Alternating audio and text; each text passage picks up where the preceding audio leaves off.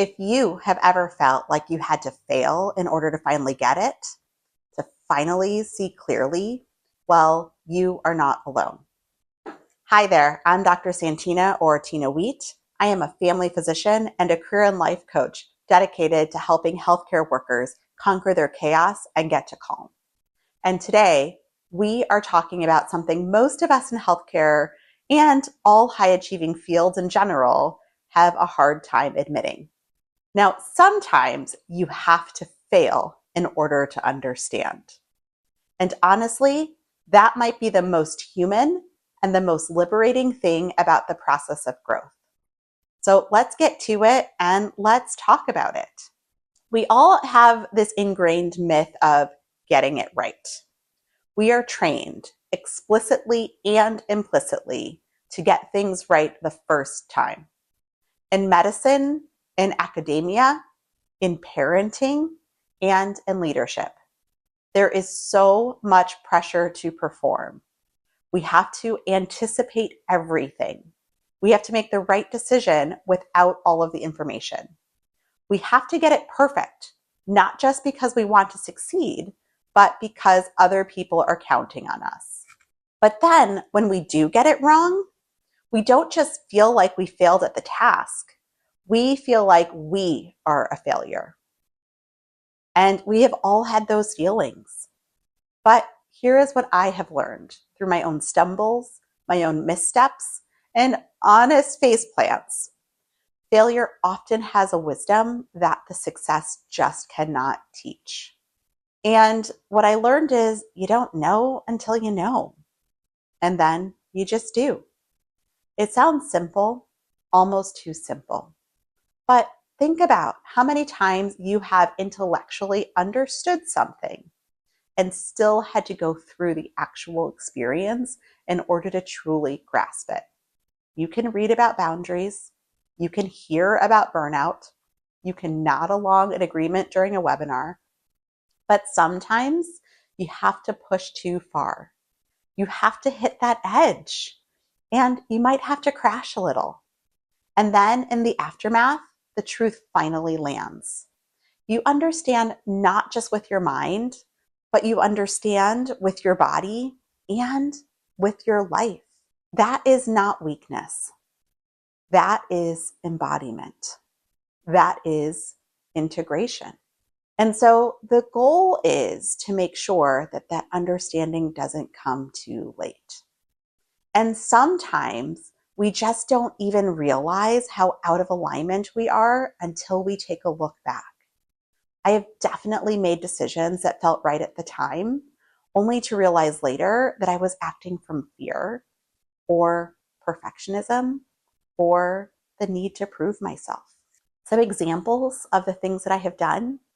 I have stayed in roles longer than I should have. I have said yes when I definitely should have said no. I have overfunctioned until my energy was depleted. And I am sure I am not the only one. And then something gives. You get sick. You make a mistake. You miss a moment that mattered. I used to say that it was my body's way, that as soon as I went on vacation, I would get sick. And even though I thought it was, that's not normal. You might also feel empty, even though you seem to be doing everything right. You are checking all of the check boxes. And then comes that moment of failure. It is painful, but it can also be clarifying. Why is it clarifying? Because suddenly you can see everything differently. You can recognize what you were not able to recognize before. And when that happens, wow, that changes everything. So how do we get over this? How do we learn to use our failures? What if we stopped thinking of failure as a personal shortcoming? What if we started seeing it as a portal into clarity, a portal into alignment, and a portal into a deeper understanding of who we are, what matters to us, and what we are no longer willing to tolerate? Now, I am certainly not saying that failure is fun. I am not saying that it is easy, and I'm certainly not romanticizing suffering, but I am going to say this. Failure in itself is a form of feedback. It is important to remember this is not feedback about your worth. It is, however, feedback about your capacity, your limits, and your values. And often, it is only when we feel the pain of something not working that we finally give ourselves permission to choose differently. So, what made me want to talk about this? Well, unfortunately, it was my kid not feeling well. I constantly tell her that she has to stay hydrated. I constantly tell her that she has to pay attention to the weather. I tell her that things like dehydration and heat stroke are concerns. And usually she looks at me and goes, Mom, that's never going to happen.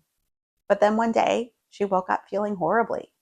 She was dizzy and she just needed to lay on the couch. And I convinced her to drink a lot of water, to get rehydrated.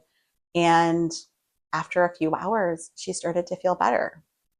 And once she started to feel better, I had this conversation with her. And I was like, do you remember how Mom talks to you about staying hydrated? Yeah. Well, this is what I was telling you about. Oh. And she makes the face just like that. Oh. And we had a conversation about sometimes how you have to learn something for yourself before it feels real.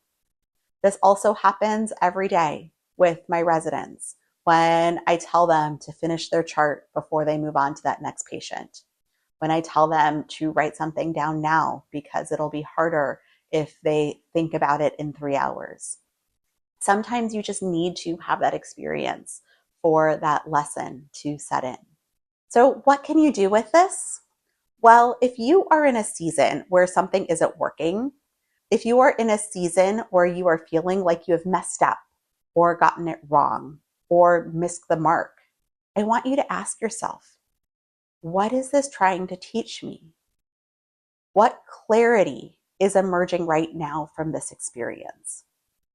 What feels obvious now that didn't before? And then don't rush past that, because that clarity, it is hard earned. It is not theoretical, it is lived. That clarity is something that no textbook, no mentor, no podcast could give you. That is what makes it powerful. That is what makes it yours. Now, it's important to remember that you are not behind. You are becoming. And so here is what I will leave you with. If you are sitting in the aftermath of a failure, or if you are in the middle messiness of a failure, you are not behind. You are not broken. You are becoming. And sometimes the only way to truly understand the next step is by walking through the misstep. So give yourself that grace. Take the lesson and let yourself grow from here. Thank you for being here with me today.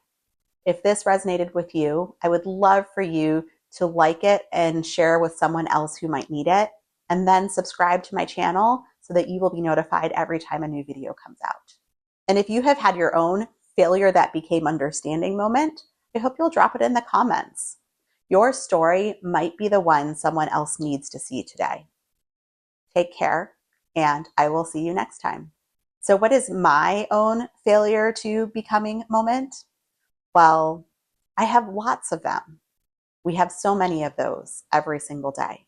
And we never know which pieces of advice are going to be the ones that really are impactful until we feel them. If you ever find yourself feeling too busy to listen to advice, then I hope you will come to my new masterclass, Simple Practices to Create Calm in a Demanding Career. In this masterclass, I will help you feel grounded, present, and purposeful again, all without abandoning the work that you have worked so hard to achieve. I hope to see you there and that you will invite your friends.